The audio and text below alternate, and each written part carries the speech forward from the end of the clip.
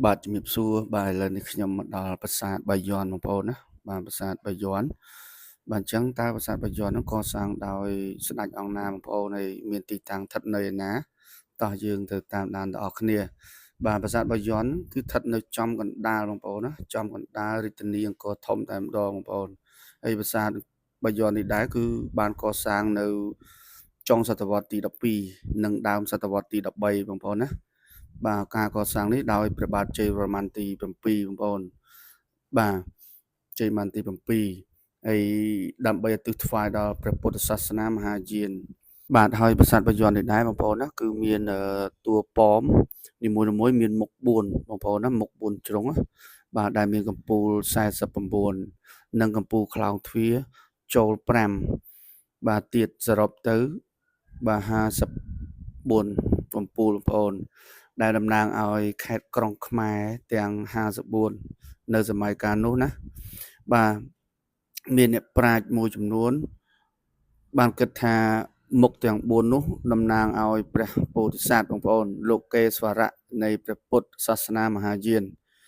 អ្នកខ្លះទៀតគិតថាជារូបតំណាងព្រះបាទជ័យវរ្ម័នទី7បងប្អូនណាបាទប្រាសាទបាយ័ននេះមានប្លង់3ជាន់ជាន់ទី1និងទី2មានថែវដែលមានចម្លាក់ដ៏ល្អវិចិត្របាទប្រាង្គនៅកណ្ដាល16និងស្ថិតនៅជាន់ទី3មានរាងកាកបាទបងប្អូនបាទសំណង់ប្រាសាទបាយ័នមានលក្ខណៈស្មុគស្មាញណាបាទទាំងថែវផ្លូវដើរនិងជណ្ដើរក្រៅពីទឹកមុខញញឹមនៃរូបប្រាសាទបាយ័នប្រាសាទនេះបាទមានចម្លាក់ដ៏ល្អវិចិត្រដែលរៀបរាប់ពីរឿងទេវកថាបាទនៅថែវខាងក្នុងនិងខាងក្រៅរៀបរាប់ពីជីវភាពរស់នៅរបស់ប្រជាជននៅសម័យអង្គរនឹងតែម្ដងបងប្អូនហើយមានទាំងផ្សារការនេសាទពិធីបុណ្យលបែងប្រដាល់ជលមន់លក្ខណៈចឹងទៅបងប្អូនណានិងថែមទាំងមាន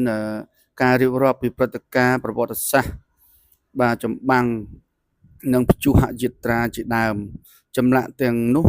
បាទឆ្លាក់បានជ្រៅជាងគេ